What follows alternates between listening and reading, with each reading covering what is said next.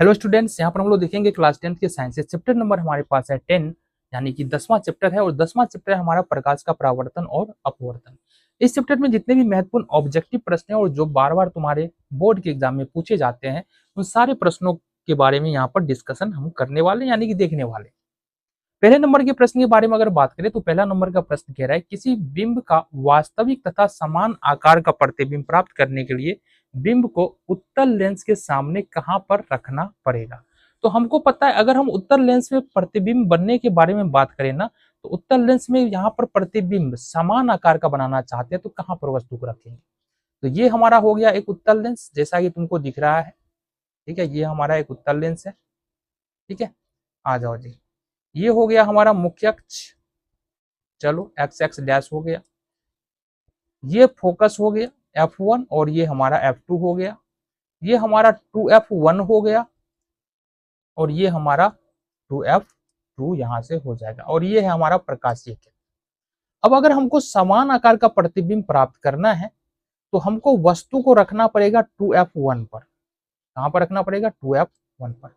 यहां से एक प्रकाश का किरण मुख्य अक्ष के समांतर जाएगा और यहाँ पर अपवर्तन के बाद ये F से होता हुआ यहाँ पर F2 के पास आएगा और दूसरे प्रकाश को किरण को अगर हम यहाँ से केंद्र से प्रकाशीय केंद्र से गुजारे तो कुछ इस प्रकार से ये यहाँ से होता हुआ गुजरेगा और जो हमारा इमेज फॉर्मेशन होगा, हालांकि यहाँ पर थोड़ा सा उल्टा पुल्टा हो रहा है वो स्केल की वजह से। ठीक है, तो यहाँ से जो इमेज फॉर्मेशन होगा हमारा 2F2 पर होगा। कहाँ पर? 2F2 पर। और ये जो है दोनों ही, ये जितना बड़ा वस्तु है उतना ही बड़ा यहाँ पर इमेज यानी कि प्रतिबिंब भी हमारा बनने वाला है। तो यहाँ पर अगर हमको समान आकार का प्रतिबिंब चाहिए तो लेंस के मुख्य फोकस पर नहीं रखेंगे, फोकस दूरी की दुगनी दूरी पर, इसको हम लोग 2F बोलते हैं। तो वस्तु को हमको उत्तल लेंस में 2F पर रखना पड़ेगा, तभी हम समान आकार का प्रतिबिंब बना पाएंगे। बी ऑप्शन यहाँ से हमारा सही है। ठीक है, आगे बढ़े। प्रश्न में कहा जा रहा है एक अवतल दर्पण की फोकस दूरी 10 सेंटीमीटर है तो उसकी वक्रता त्रिज्या क्या होगी। अवतल दर्पण के बारे में बात हो रहा है। अवतल दर्पण को अगर देखें तो ये हमारा अवतल दर्पण है। ठीक है, ये हमारा अवतल दर्पण है। यहां से ये मुख्य अक्ष हो जाता है, जैसा कि हमको पता है एक्स एक्स मुख्य अक्ष है। यहाँ पर इसकी फोकस दूरी क्या होता है कि मुख्य अक्ष के समांतर आती हुई प्रकाश की किरण मुख्य अक्ष परावर्तन के बाद मुख्य अक्ष को जिस बिंदु पर काटती है उसको हम लोग फोकस कहते हैं। और ये हमारा ध्रुव हो गया दर्पण का। दर्पण से ध्रुव और फोकस के बीच की दूरी को हम लोग क्या बोलते हैं? फोकस दूरी बोलते हैं। ठीक है, और जितना फोकस दूरी होगा ठीक इसके इतना इधर जाएंगे तो ये हमारा मिलेगा वक्रता केंद्र यानी कि सेंटर ऑफ कर्वेचर मिलेगा। अब यहां पर कहा जा रहा है कि अगर फोकस दूरी हमारा है 10 सेंटीमीटर, ठीक है, फोकस दूरी है हमारा 10 सेंटीमीटर, तो त्रिज्या कितना होगा, वक्रता त्रिज्या कितना होगा, ये हमको पूछा जा रहा है। तो हमको पता है F बराबर होता है R/2। ठीक है, और R बराबर क्या होता है? R बराबर होता है 2F, यानी वक्रता त्रिज्या बराबर 2 गुने फोकस दूरी। तो 2 और गुने फोकस दूरी दिया है 10 सेंटीमीटर, तो ये हमारा हो जाएगा 20 सेंटीमीटर तुम्हारा फोकस दूरी उत्तर, यानी ये वक्रता त्रिज्या उत्तर हो जाएगा। तो यहाँ से लेकर ध्रुव से लेकर वक्रता केंद्र के बीच की दूरी यानी कि वक्रता त्रिज्या हमारा निकल के आ जाएगा कितना? 20 सेंटीमीटर। ये तुम्हारा यहाँ से उत्तर हो जाएगा। आगे बढ़े। प्रश्न में कहा जा रहा है काल्पनिक प्रतिबिंब होता है। अब अगर हम बात करें काल्पनिक प्रतिबिंब बनने की तो हमारा लेंस हो या दर्पण हो, ठीक है, या तो लेंस हो या दर्पण हो, जो काल्पनिक प्रतिबिंब होता है ध्यान रखना हमेशा सीधा होता है। क्या होता है? सीधा होता है, कभी भी उल्टा नहीं बनता है। ठीक है, वास्तविक प्रतिबिंब तुम्हारा उल्टा बनता है लेकिन काल्पनिक प्रतिबिंब सीधा बनता है। ठीक है, प्रश्न में कहा जा रहा है सरल सूक्ष्मदर्शी में किसका उपयोग किया जाता है। तो सरल सूक्ष्मदर्शी में हम लोग उत्तल लेंस का प्रयोग करेंगे। डी ऑप्शन तुम्हारा यहाँ से सही होने वाला है। सरल सूक्ष्मदर्शी में हम लोग किसका प्रयोग करेंगे?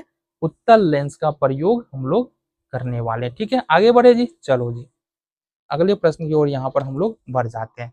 प्रश्न में कहा जा रहा है किसी बिंब का अवतल दर्पण द्वारा बना प्रतिबिंब आभासी। देखो दर्पण कौन सा है, ध्यान से देखना। दर्पण है हमारा, प्रश्न में जो कहा जा रहा है दर्पण है यहां से अवतल। ठीक है, ध्यान से देखना। प्रतिबिंब बन रहा है आभासी। कैसा बन रहा है? आभासी मतलब काल्पनिक। साथ ही साथ सीधा बन रहा है तथा बिंब से बड़ा बड़ा बन रहा है, वस्तु से बड़ा बन रहा है। ठीक है, तो वस्तु की स्थिति कहां पर होना चाहिए? एक ही स्थिति है अवतल दर्पण में जब प्रतिबिंब जो है वो वस्तु से बड़ा बनता है, और वह स्थिति कौन सी है? देखो दिखा दे तुमको, ये हमारा अवतल दर्पण हो गया, बहुत बढ़िया जी, ये हमारा अवतल दर्पण हो गया, ये हमारा मुख्य अक्ष हो गया, ये फोकस हो गया, और ये ध्रुव हो गया पी। ये जो दर्पण का मध्य बिंदु है ये हमारा ध्रुव होता है। जब हम वस्तु को रखेंगे एफ और पी के बीच में, एफ और पी के बीच में रखेंगे, तो हमारा प्रतिबिंब जो बनता है वो वस्तु से बड़ा और आभासी बनता है। देखो कैसे बनेगा, एक प्रकाश की किरण जाएगा मुख्य अक्ष के समांतर, और ये कहां से गुजरेगा? ये गुजर जाएगा फोकस से, तो ये प्रकाश की किरण फोकस से गुजर गया। दूसरा, ये सेंटर ऑफ कर्वेचर है, क्या है? सी है, वक्रता केंद्र है। दूसरा प्रकाश की किरण हमने वक्रता केंद्र से लिया, और यह इसी रास्ते पर वापस आ जाएगा। अब हमको पता है ये दोनों प्रकाश की किरण कभी आपस में मिलने वाला नहीं है, समांतर हो जाएगा। इसको हम लोग पीछे की ओर मिला बढ़ाते हैं, तो ये किसी बिंदु पर जाकर के बनेगा। तो ये ए बी हमारा वस्तु था, और जो हमारा इमेज बन रहा है वो बन रहा है ए डैश बी डैश, हमारा एक प्रतिबिंब यहाँ से बन रहा है। तो ध्यान रखना, केवल एक ही स्थिति होती है अवतल दर्पण में जब प्रतिबिंब हमारा आभासी यानी कि काल्पनिक बनता है, सीधा बनता है, बड़ा बनता है, जब वस्तु को हम लोग ध्रुव और फोकस के बीच रखते हैं। तो ऑप्शन कौन सा सही होगा? मुख्य फोकस तथा वक्रता केंद्र के बीच नहीं होगा, वक्रता केंद्र के बीच नहीं होगा, दर्पण के ध्रुव तथा मुख्य फोकस के बीच, डी ऑप्शन तुम्हारा यहाँ से सही होगा। अगले प्रश्न में कहा जा रहा है कि उत्तल लेंस होता है। उत्तल लेंस के बारे में अगर देखेंगे ना, देखो ध्यान से, ये हमारा उत्तल लेंस है, दोनों के बारे में बता दे रहे। ये हमारा उत्तल लेंस, उत्तल लेंस में क्या है ना, किनारे पर पतला होता है और बीच में क्या होता है? मोटा होता है। सी ऑप्शन देखो, किनारे की अपेक्षा बीच में मोटा होता है, किनारे की अपेक्षा बीच में मोटा होता है, सी नंबर ऑप्शन होगा। उत्तल लेंस में देखेंगे यहाँ पर उत्तल लेंस कुछ इस प्रकार का होता है, और उत्तल लेंस क्या होता है ना, किनारे पर मोटा होता है और बीच में यहाँ पर पतला होता है। ठीक है, दोनों के बारे में समझ में आ गया। चलो जी आगे बढ़े। प्रश्न में कहा जा रहा है कि 1 मीटर फोकस दूरी वाले उत्तल लेंस की क्षमता क्या होगी? जरा ध्यान से देखना। हमने कहा कि यहाँ पर फोकस दूरी कितना दिया है? 1 मीटर दिया है, और बोल रहा है लेंस की क्षमता क्या होगी, तो P बराबर क्या होता है? 1/f, जहां पर ये 1 जो है ना, यह मीटर में, किसमें है? मीटर में। अब 1 मीटर यहाँ पर है ऊपर में, और फोकस दूरी हमारा 1 मीटर है, तो लेंस की क्षमता जो निकल के आएगा वो हमारा 1 डायोप्टर। लेंस की क्षमता को किस में मापते हैं? डायोप्टर में मापते हैं। हालांकि यह ऐसा ही मात्रक नहीं है, बट डायोप्टर में मापते हैं। ठीक है, तो यहाँ पर बी ऑप्शन तुम्हारा यहाँ से सही हो जाएगा। अगले प्रश्न में कहा जा रहा है कि निर्गत किरण और अभिलंब के बीच बने कोण को क्या कहते हैं? तो जरा ध्यान से देखना, बता दे तुमको। ये हमारा सपोज एक ग्लास स्लेब है ना, एक ग्लास है, आयताकार ग्लास का टुकड़ा है। यहां से एक प्रकाश किरण का आया जिसको हम लोग आपतन कोण बोलते हैं, और ये थोड़ा सा विचलित होगा, इसको हम लोग अपवर्तन कोण बोलते हैं, और फिर से ये हमारा यहाँ से निकल जाएगा। देखो जरा ध्यान से देखो, देखो ध्यान से देखो, ये हमारा अभिलंब हो गया, और इस स्थिति में यहाँ पर ये हमारा अभिलंब हो गया। अब एक बार यहाँ पर अपवर्तन हो रहा है, जहां पर ये यहाँ पर क्या है? आपतन कोण है, और ये हमारा अपवर्तन कोण है। ठीक है, और दूसरा बार अपवर्तन हमारा यहाँ पर हो रहा है, ये हमारा आपतन कोण है और ये हमारा अपवर्तन कोण है। जो लास्ट वाला किरण है, देखो ये आपतित किरण, अपवर्तित किरण, ठीक है, और दूसरी स्थिति में हमारा ये जो किरण है ये आपतित किरण है, और ये अपवर्तित किरण है, और इस अपवर्तित किरण को हम लोग निर्गत किरण बोलते हैं। क्या बोलते हैं? निर्गत किरण बोलते हैं, और इसको अभिलंब बोलते हैं। तो अभिलंब और निर्गत किरण के बीच बना कोण, ये वाला जो कोण है जिसको हम लोग अपवर्तन कोण बोल रहे हैं, इसको हम लोग निर्गत कोण भी बोलते हैं। क्या बोलेंगे? निर्गत कोण भी बोलेंगे। ये ऑप्शन तुम्हारा सही होगा। देखो जरा, सी ऑप्शन यहाँ से तुम्हारा सही होने वाला है। आगे बढ़ेंगे। प्रश्न में कहा जा रहा है निम्न में से कौन सा पदार्थ लेंस बनाने के लिए प्रयोग नहीं किया जा सकता है? जो भी पारदर्शी पदार्थ होगा जिससे प्रकाश आर पार कर जा सकता है उसको लेंस बनाने में प्रयोग कर सकते हैं, जिससे प्रकाश आर पार नहीं जा सकता है उसको हम लेंस बनाने में प्रयोग नहीं कर सकते हैं। तो यहाँ पर ऑप्शन है तुम्हारा ए जल, इसका प्रयोग कर सकते हैं, बी कांच, इसका भी प्रयोग कर सकते हैं, सी प्लास्टिक, इसका भी प्रयोग लेंस बनाने के लिए कर सकते हैं, मिट्टी का प्रयोग लेंस बनाने के लिए नहीं होता है। डी ऑप्शन तुम्हारा सही होगा। अगला प्रश्न है यहाँ पर, किसी दर्पण से वस्तु का बड़ा प्रतिबिंब बनता है तो दर्पण कौन सा है? किसी दर्पण से वस्तु का बड़ा प्रतिबिंब बनता है। देखो, बड़ा प्रतिबिंब जो बनता है ना वस्तु का, वो किस दर्पण में बनता है? अवतल दर्पण में बनता है। तुम जितने भी केसेस तुमने देखा है ना, अधिकतर केस में तो बड़ा ही प्रतिबिंब बनता है तुम्हारा। तो अवतल दर्पण में वस्तु का बड़ा प्रतिबिंब बनता है। बी ऑप्शन तुम्हारा यहाँ से सही होने वाला है। समतल दर्पण में बराबर प्रतिबिंब बनता है। उत्तल दर्पण में हमेशा और हमेशा छोटा प्रतिबिंब बनता है। तो बचा कौन? हमारा अवतल दर्पण। ठीक है, आगे बढ़ेंगे। प्रश्न में कहा जा रहा है कि 2 डायोप्टर क्षमता वाले लेंस का फोकस सांतर या फोकस दूरी कितना होगा? तो हमको पता है, देखो यहाँ पर P बराबर दिया है कितना? 2 डायोप्टर। हमको पता क्या है कि P बराबर होता है 1/f, जहां पर ये 1 जो है ये मीटर में है। ठीक है, तो यहाँ पर P का वैल्यू 2 दिया है, 2 डायोप्टर। 1 का वैल्यू मीटर में है 1, इसको सेंटीमीटर में चेंज करेंगे 100 हो जाएगा, f हो जाएगा। ठीक है, अब अगर क्रॉस मल्टीप्लीकेशन कर लो तो ये f इधर चलाएगा, 2 इधर चलाएगा, यानी कि f बराबर हो जाएगा हमारा 100/2, काट दो 50 cm। यहाँ से तुम्हारा उत्तर निकल के आ जाएगा। यानी कि 2 डायोप्टर क्षमता वाले लेंस का जो फोकस दूरी होगा वो हमारा 50 सेंटीमीटर होगा। आगे बढ़ते हैं। प्रश्न में कहा जा रहा है, किसी गोलीय दर्पण की वक्रता त्रिज्या 50 सेंटीमीटर है। वक्रता त्रिज्या को हम लोग किससे सूचित करते हैं? आर से सूचित करते हैं। ये है 50 सेंटीमीटर। तो उसकी फोकस दूरी कितना होगी? तो F बराबर जो सूत्र हमने पढ़ा है वक्रता त्रिज्या और फोकस दूरी के संबंध, वो होता है R/2। हमको पता है यहाँ पर R का वैल्यू 50 है, 50 और बट्टे में 2 रख देंगे तो ये हमारा हो जाएगा 25, यानी कि 25 सेंटीमीटर तुम्हारा यहाँ से उत्तर हो जाएगा। सी ऑप्शन तुम्हारा सही है। प्रश्न में कहा जा रहा है, अवतल दर्पण से परावर्तन के बाद किरण किस बिंदु से गुजरती है? अवतल दर्पण से परावर्तन या उत्तल दर्पण से परावर्तन के बाद किरणें कहां से गुजरती है? और जरा देखिए चित्र की मदद से। ये हो गया हमारा अवतल दर्पण। कौन सा दर्पण हो गया? ये अवतल दर्पण। अवतल दर्पण में जो परावर्तक सतह होता है जिससे प्रकाश टकराता है वो धंसा हुआ होता है। ये अवतल दर्पण हो गया। अवतल दर्पण से परावर्तन के बाद तो यहाँ पर एक हमने प्रकाश का किरण लिया जो अवतल दर्पण से टकराया और यह परावर्तन के बाद मुख्य फोकस को एक बिंदु पर काट रहा है। जिस बिंदु पर मुख्य अक्ष को काट रहा है उसको हम लोग बोलते हैं मुख्य फोकस। यानी प्रकाश की किरण कहाँ से गुजर रही है? फोकस से होकर के गुजर रही है। ठीक है, आगे बढ़े। प्रश्न में कहा जा रहा है, अगर किसी अवतल दर्पण की फोकस दूरी f हो और वक्रता त्रिज्या r हो तो संबंध कौन सा सही है? देखो, या तो होगा f बराबर R/2 वक्रता त्रिज्या और फोकस दूरी में संबंध, या r बराबर होगा 2f। जो उत्तर तुमको यहाँ से दिख रहा है उसको पकड़ लो। हमको दिख रहा है यहाँ पर f बराबर R/2। अगला प्रश्न, किसी उत्तल लेंस की फोकस दूरी 50 सेंटीमीटर है। तो बाबू यहाँ पर फोकस दूरी तुमको दिया है 50 सेंटीमीटर, तो उसकी क्षमता कितनी होगी? तो क्षमता निकालने के लिए P बराबर 1/f सूत्र का प्रयोग करते हैं और जो भी उत्तर आएगा उसको हम डायोप्टर में लिखेंगे। ठीक है, यहाँ पर देखो ये जो 1 है ये हमारा मीटर में होता है, तो इसको सेंटीमीटर में चेंज करना है। 100 सेंटीमीटर, f का मान यहाँ पर 50 सेंटीमीटर है। 50 दूनी हो जाएगा हमारा 100। अब जो हमारा यहाँ से लेंस की क्षमता निकल के आ रहा है वो निकल के आ रहा है 2 डायोप्टर प्लस में। ये तुम्हारा यहाँ से उत्तर हो जाएगा। डी ऑप्शन यहाँ से सही होगा।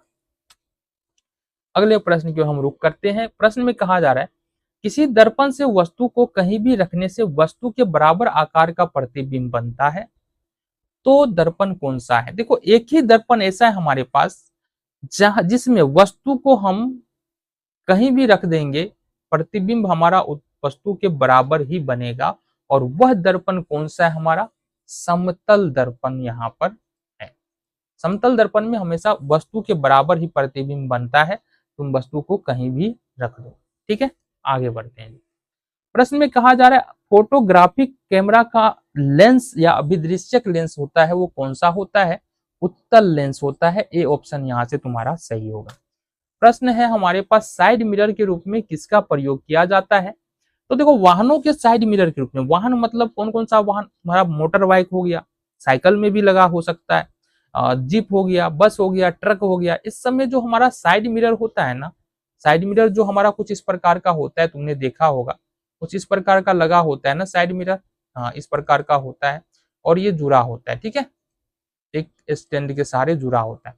तो ये साइड मिरर कौन सा होता है? तो ये साइड मिरर होता है हमारा उत्तल दर्पण।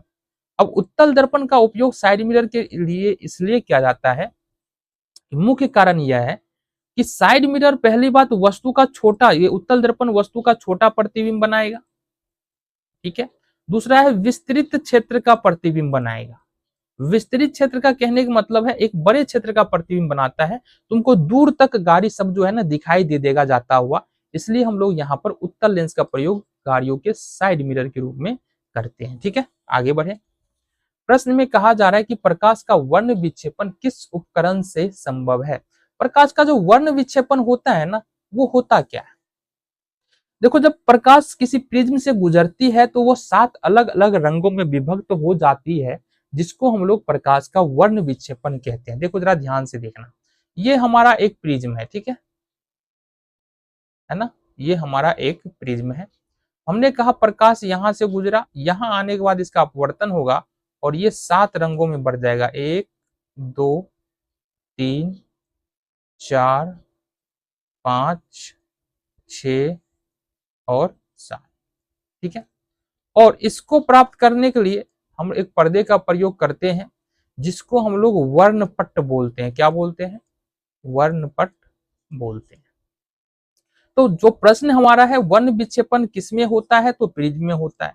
अब जो रंगों का कर्म होता है वो क्या होता है? वो होता है हमारा नीचे से ऊपर, V I B G Y O और R। सबसे नीचे वॉयलेट, सबसे ऊपर रेड होता है। सबसे अधिक विचलन हमारा वॉयलेट का होता है, सबसे कम विचलन यहाँ पर रेड रंग के प्रकाश का होता है। बातें समझ में आ गई? चलो जी आगे बढ़ते हैं। प्रश्न में कहा जा रहा है यहाँ पर कि किस दर्पण से हमेशा वस्तु से छोटा प्रतिबिंब भी बनता है? तो अगर हम बात कर ले किस दर्पण से हमेशा वस्तु से छोटा प्रतिबिंब बनता है, तो वो दर्पण तुम्हारा उत्तल दर्पण हो जाएगा। कि उत्तल दर्पण एक ऐसा दर्पण है जिसमें हमेशा वस्तु से छोटा और काल्पनिक प्रतिबिंब बनता है, ठीक है। बी ऑप्शन तुम्हारा सही होगा। प्रश्न कह रहा है कि जब प्रकाश की किरण हवा से कांच में प्रवेश करती है तो मुड़ जाती है। तो हम चलो देख ले। तो यहां पर कहा जा रहा है कि हमारे पास एक कांच का टुकड़ा है। अब कांच का टुकड़ा हवा और कांच में देखेंगे तो ये सघन माध्यम है। माध्यम कौन सा है? सघन माध्यम, ठीक है। दूसरा माध्यम हमारा हवा है, जो कौन सा माध्यम है? ये हमारा विरल माध्यम। अब कह रहा है कि प्रकाश की किरण जो है ना, वो हवा से कांच में प्रवेश कर रही है। इसका मतलब हवा से आया और ये कांच में प्रवेश किया, ठीक है। ये हमारा है अभिलंब, हवा से आया कांच में प्रवेश किया। तो तुमको दिख क्या रहा है? तुमको दिख ये रहा है कि प्रकाश को जाना चाहिए सीधे इस प्रकार से, बट प्रकाश यहाँ पर अभिलंब की ओर मुड़ जा रहा है। तो जब हम लोग क्या करेंगे कि हवा से कांच में जाएंगे, इसका मतलब विरल माध्यम से सघन माध्यम में जा रहे हैं, और जब प्रकाश की किरण विरल माध्यम से सघन माध्यम में जाती है तो हमको पता है वो अभिलंब की ओर मुड़ जाती है, अभिलंब के निकट चली जाती है। बी ऑप्शन यहाँ तुम्हारा सही होगा। आगे बढ़ेंगे।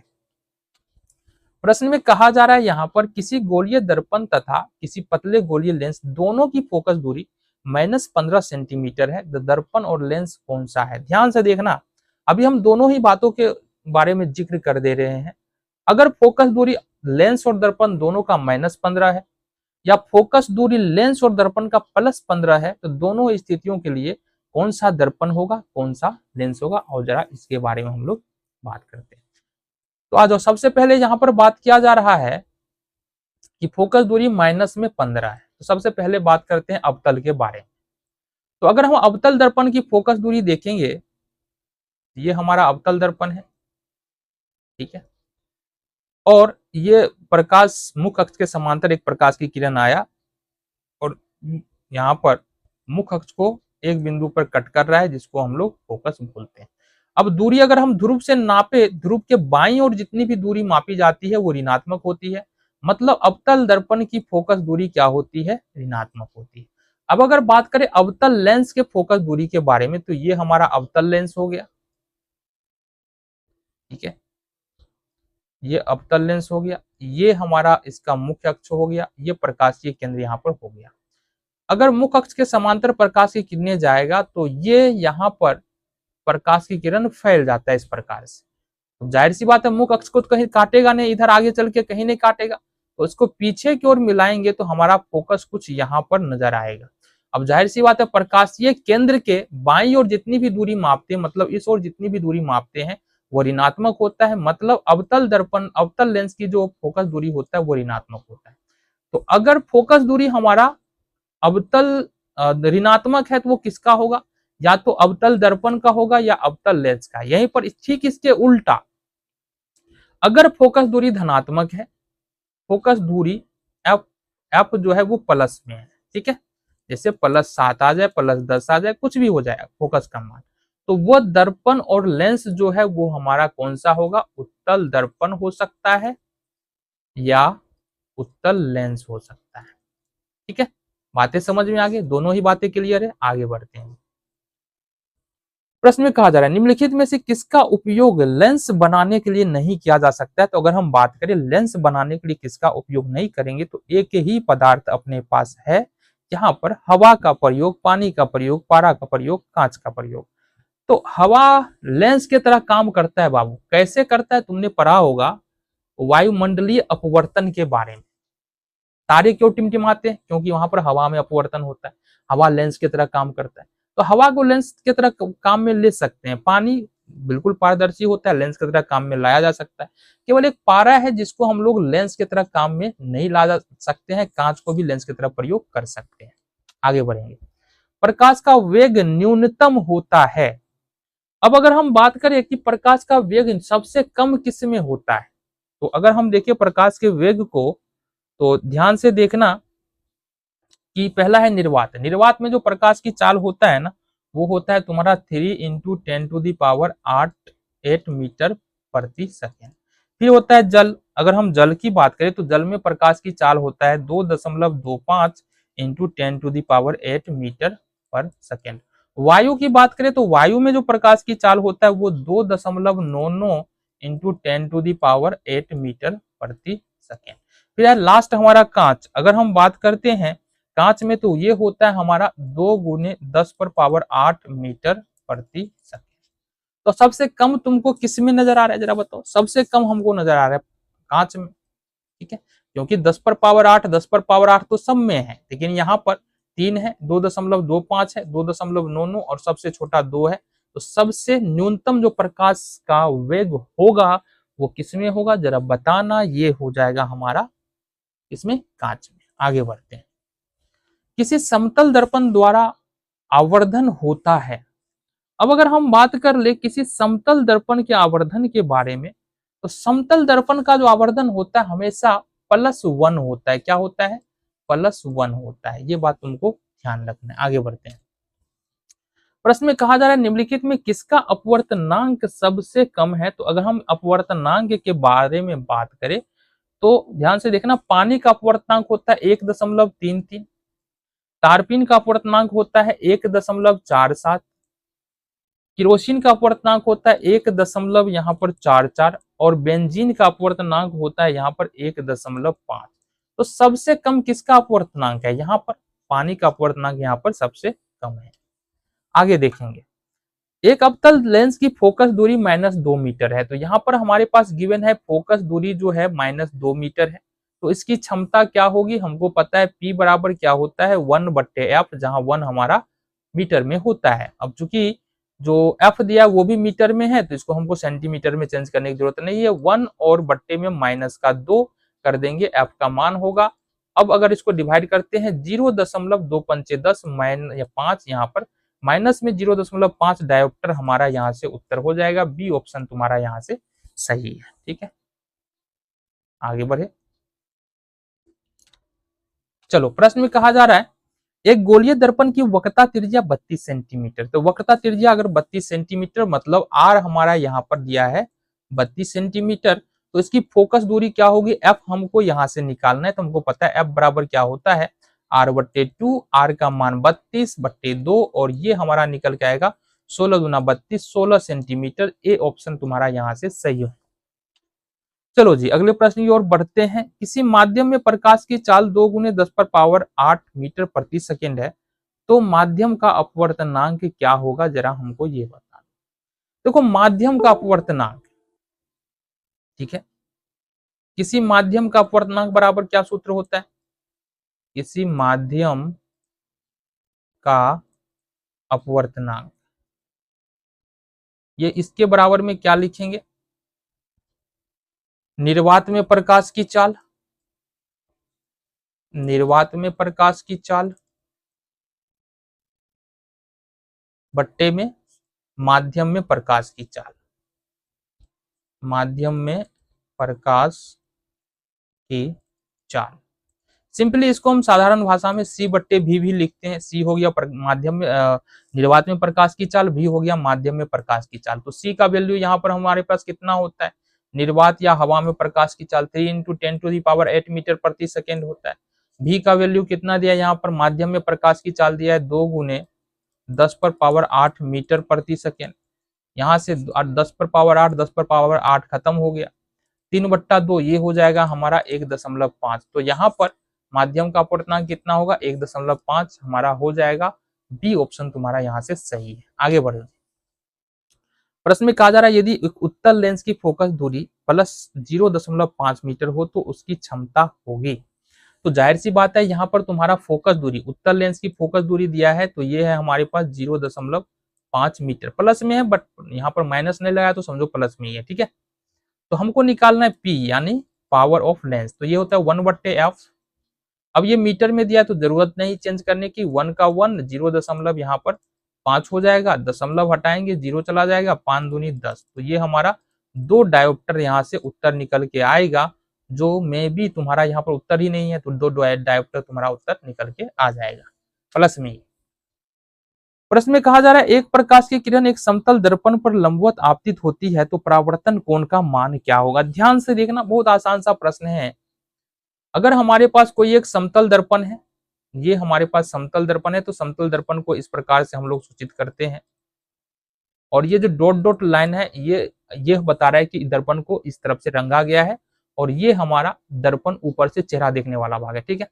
तो अगर कोई प्रकाश की किरण दर्पण पर अगर बिल्कुल सीधा इस प्रकार से आता है तो यह इसी रास्ते पर वापस लौट जाता है। अगर कोई 90 डिग्री के एंगल पर कोई प्रकाश की किरण आता है तो इसी रास्ते पर वापस लौट जाता है। अब जाहिर सी बात है कि अभिलंब और आपतन परावर्तन कोण के बीच में तो कोई यहाँ पर स्पेस ही नहीं है। यहाँ पर परावर्तन कोण कब बनता, जब यहाँ पर थोड़ा भी तिरछा बनता तो ये अभिलंब और परावर्तन कोण के बीच कुछ जगह होता तब तो ये परावर्तन कोण बनता। यहाँ पर आपतन कोण भी अभिलंब पर है, परावर्तन कोण भी अभिलंब पर है, और हमको पता है अगर दो किरणें एक दूसरे पर क्या है संपाती है तो एंगल बनता है हमारा 0 डिग्री का। मतलब यहाँ पर जो परावर्तन कोण होगा वो कितना होगा, 0 डिग्री का बनेगा। आगे बढ़ोगे। प्रश्न में कहा जा रहा है कि एक गोलीय दर्पण की फोकस दूरी 12.5 सेंटीमीटर है। एफ बराबर यहाँ पर दिया है 12.5 सेंटीमीटर। अच्छा एक बात बता देना हमको, अगर फोकस दूरी 12.5 सेंटीमीटर है और ये प्लस में दे रखा है तो ये कौन सा दर्पण है, जरा बताओ कौन सा दर्पण है बाबू, बताओ। ये उत्तल दर्पण है। कौन सा दर्पण है, ये उत्तल दर्पण है, क्योंकि उत्तल दर्पण की फोकस दूरी हमेशा क्या होती है, हमारा धनात्मक होता है, ठीक है। तो फोकस दूरी 12.5 है, तो वक्रता त्रिज्या निकालना है। तो r बराबर हमको पता है क्या होता है, 2f होता है। r बराबर 2f और f बराबर r/2। ये 2 हो गया, फिर आप f के जगह पर 12.5, साढ़े 12 को 2 से गुना कर दे तो ये हमारा 25 सेंटीमीटर यहाँ से उत्तर निकल के आएगा। सी ऑप्शन तुम्हारा सही है। आगे चलो जी। प्रश्न में कहा जा रहा है कि दो समांतर समतल दर्पण के बीच रखी वस्तुओं का सिद्धांतः कितने प्रतिबिंब बनेगा। एक दर्पण हमने ऊपर रख दिया इस प्रकार से, ठीक है, और एक दर्पण हमने नीचे रख दिया इस प्रकार से, और बीच में कोई हम वस्तु, एक आदमी को यहाँ पर हम सुला दे रहे हैं, तो इस आदमी का कितना प्रतिबिंब बनेगा, तो इस आदमी का अनंत प्रतिबिंब बनेगा। ये प्रतिबिंब बनने का सिलसिला कभी रुकेगा ही नहीं, ठीक है। तो इस आदमी कितना प्रतिबिंब बनेगा, अनंत प्रतिबिंब बनेगा। डी ऑप्शन तुम्हारा यहाँ से सही होगा। आगे बढ़े। तो यहाँ पर हमारे सामने प्रश्न है कि एफ फोकस दूरी वाले लेंस में किसी वस्तु तथा उसके वास्तविक प्रतिबिंब के बीच की दूरी कितना होगा। तो अभी के लिए तुमको याद रखना है 4f, और इसको जो है हम एक अलग से जब वीडियो बना के डाल देंगे कि एफ फोकस दूरी वाले लेंस में किसी वस्तु तथा उसके वास्तविक प्रतिबिंब के बीच की न्यूनतम दूरी किस प्रकार से 4f होती है, ये हमको दिखाना पड़ेगा निकाल के। ठीक है, आगे बढ़ेंगे। प्रश्न में कहा जा रहा है कि यदि वस्तु 40 सेंटीमीटर फोकस दूरी के उत्तल लेंस से 40 सेंटीमीटर दूर स्थित हो तो उसके और उसके प्रतिबिंब के बीच की दूरी क्या होगी। तो सबसे पहली बात तो दर्पण हमारा कौन सा है, उत्तल दर्पण है। तो एक दर्पण बना लो बाबू। कौन सा दर्पण बनाएंगे हम लोग, उत्तल दर्पण बनाएंगे। तो ये हमने बनाया उत्तल दर्पण, ध्यान से देखते चलना, ये हमने बनाया तुम्हारा उत्तल दर्पण। ठीक है, अब इस उत्तल दर्पण की जो फोकस दूरी है, अब जाहिर सी बात है उत्तल दर्पण की फोकस दूरी क्या होगा, इस तरफ होगा। तो ये हमारा है यहाँ पर, ये P है हमारा। तो फोकस दूरी है वो है 40 सेंटीमीटर, और वस्तु भी रखा गया इस तरफ में 40 सेंटीमीटर पर। तो मतलब ये वाला भी डिस्टेंस कितना है हमारा, 40 सेंटीमीटर। ठीक है, वस्तु यहाँ पर हमने रखा 40 सेंटीमीटर। अरे ये क्या हो रहा है, वस्तु हमने रखा यहाँ पर 40 सेंटीमीटर पर।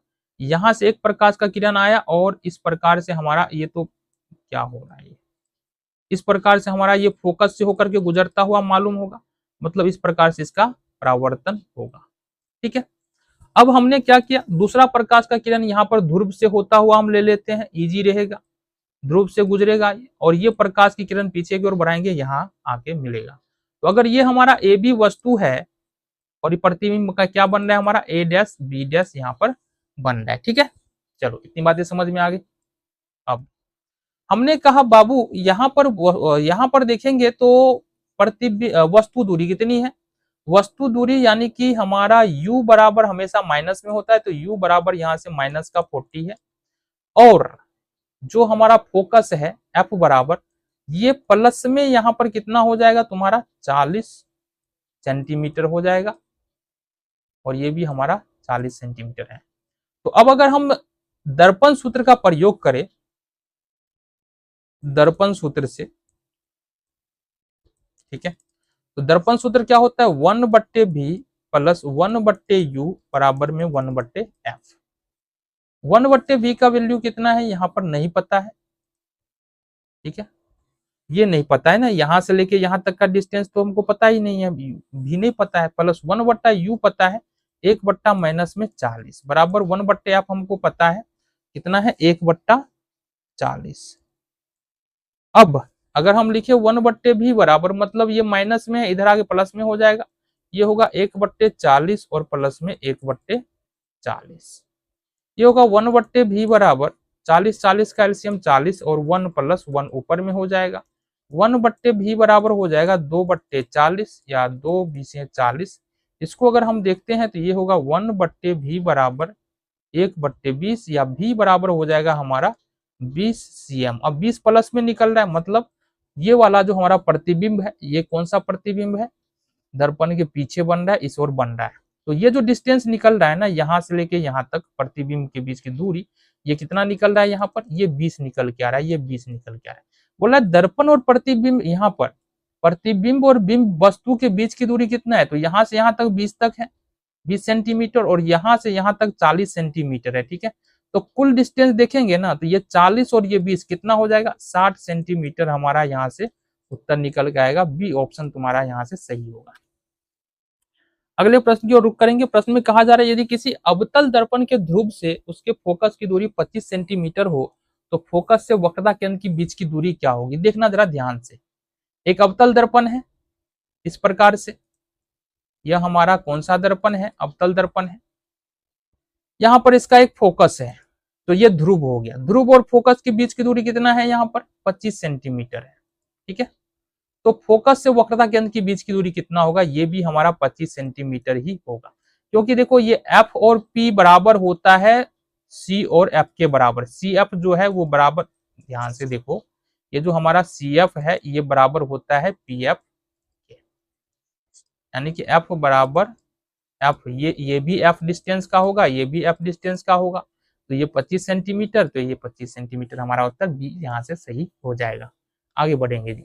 प्रश्न में कहा जा रहा है कि 20 सेंटीमीटर फोकस दूरी के एक अवतल दर्पण में किसी वस्तु के उसके वास्तविक प्रतिबिंब से न्यूनतम दूरी क्या होगी। चलो जी, आज हम बात करें इस प्रश्न के बारे में। बहुत आसान प्रश्न है।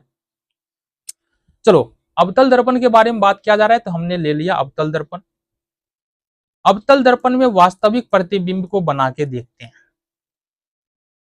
ये एक्स एक्स हो गया हमारा, ये सेंटर ऑफ कर्वेचर हो गया, ये फोकस हो गया, ये ध्रुव हो गया।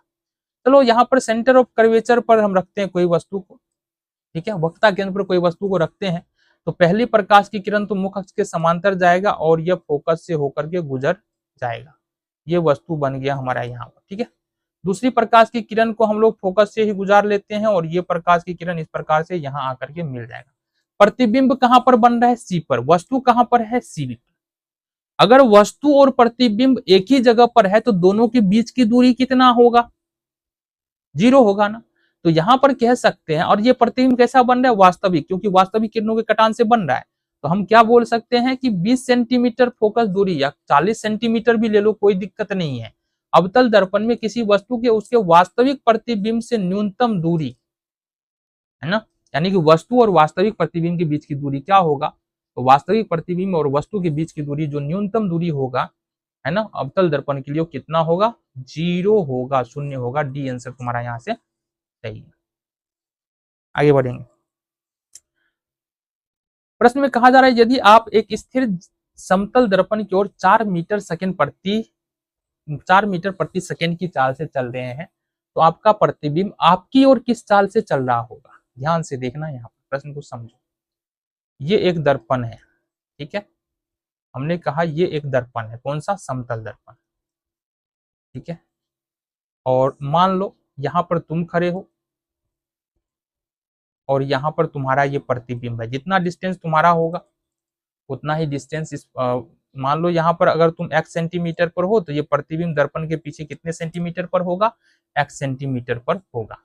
अब तुमने चलना शुरू किया 4 मीटर प्रति सेकेंड से दर्पण की ओर, 4 मीटर प्रति सेकेंड दर्पण की ओर, तो ये प्रतिबिंब भी तुम्हारे दर्पण की ओर चलना शुरू कर देगा 4 मीटर प्रति सेकेंड की। तो तुम भी चल रहे हो दर्पण की ओर 4 मीटर प्रति सेकेंड की ओर दर से, और ये प्रतिबिंब अगर दर्पण की तरफ पूछे, दर्पण की तरफ प्रतिबिंब कितना मीटर प्रति सेकेंड की चाल चलेगा, तो 4 मीटर हो जाएगा। पर तुम दोनों, तुम्हारा प्रतिबिंब और तुम दोनों एक दूसरे की तरफ कितने मीटर प्रति सेकेंड से चल रहे हो? तो 4 ये चल रहा है, 4 ये चल रहा है, मतलब 4 और प्लस 4 8 मीटर प्रति सेकेंड से प्रतिबिंब और तुम एक दूसरे को आगे बढ़ रहे हो। बी ऑप्शन तुम्हारा यहां से सही होगा। चलो जी, अगले प्रश्न में बढ़ते हैं। प्रकाश की एक किरण एक समतल दर्पण पर लंबवत आपतित होती है। दर्पण द्वारा किरण के पथ में उत्पन्न विचलन, किरण के पथ में उत्पन्न विचलन कितना होगा? ये हमारा हो जाएगा 180 डिग्री हमारा हो जाएगा। सी ऑप्शन तुम्हारा यहां से सही होगा, ठीक है। आगे बढ़ेंगे। प्रश्न में कहा जा रहा है यहाँ पर कि प्रकाश की चाल, कांच में प्रकाश की चाल 2 × 10⁸ मीटर सेकेंड है। एक द्रव में प्रकाश की चाल 2.5 × 10⁸ मीटर पर सेकेंड है। उस द्रव का अपवर्तनांक क्या होगा, ये बताना है। तो द्रव का अपवर्तनांक किसके सापेक्ष निकालना है? तो चलो हवा के सापेक्ष निकाल देते हैं, क्या दिक्कत है, कुछ नहीं पता है तो चलो आ जाओ। यहां से हमको वही हवा का अपवर्तनांक, ये जो n बराबर 1.5 दिया हुआ है ना, इससे हमको हवा का चाल निकल जाएगा, ठीक है। हवा का चाल हमको पता है, ये हवा में प्रकाश की चाल हमको पता है, ये कितना होता है? ये होता है हमारा कितना? सी बराबर होता है 3 × 10⁸ मीटर पर सेकेंड। निर्वात बोलो या हवा बोलो, दोनों सेम ही बात है, ठीक है। आगे बढ़ो जी। तो अगर हमको यहाँ से अपवर्तनांक निकालना है माध्यम का, जिस माध्यम में प्रकाश की चाल 2.5 × 10⁸ मीटर सेकेंड है, तो हमको चाहिए यहाँ पर n बराबर हो जाएगा सी और बट्टे में भी। सी निर्वात में प्रकाश की चाल, भी माध्यम में प्रकाश की चाल। सी होता है 3 × 10⁸ मीटर प्रति सेकेंड, और हमारा भी दिया हुआ है यहाँ पर 2.5 × 10⁸ मीटर प्रति सेकेंड। अब 10⁸ से 10⁸ खत्म, और इसको डिवाइड कर दो, कितना आएगा? 1.20। तो यहाँ पर इस माध्यम का अपवर्तनांक कितना होगा? डी ऑप्शन तुम्हारा यहाँ से सही होगा।